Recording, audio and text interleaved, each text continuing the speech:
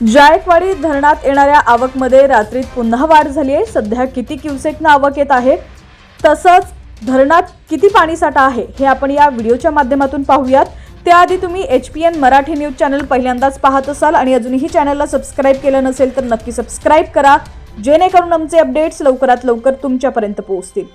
तर पैठणच्या नाथसागर जलाशयात सकाळपासून तब्बल 93,338 क्युसेक याप्रमाणे नवीन पाण्याची आवक सुरू होती। त्यामुळे जायकवाडी धरणात आता वापरायोग्य 48.58% एवढा झालेला आहे। आज सकाळी 6 वाजल्यापासून धरणात पाण्याची आवक विक्रमी होती। सकाळी 8 वाजता 93,338 क्युसेक पाण्याची आवक सुरू होती। सध्या आवक कमी झाली आहे। आज 26 ऑगस्ट दुपारी 4 वाजता आलेल्या अपडेटनुसार 66,332 क्युसेक पाण्याची आवक सुरू असून प्रकल्पात सध्या 63.30 TMC एवढा जलसाठा उपलब्ध आहे।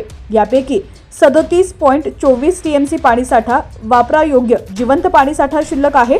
धरणातील पाण्याची टक्केवारी आता 48.58% पोहोचली आहे। या पार्श्वभूमीवर जायकवाडी धरण पूर्ण क्षमतेने भरण्याची शक्यता निर्माण झाली असून वर्षभर मराठवाड्याची तहान भागणार आहे।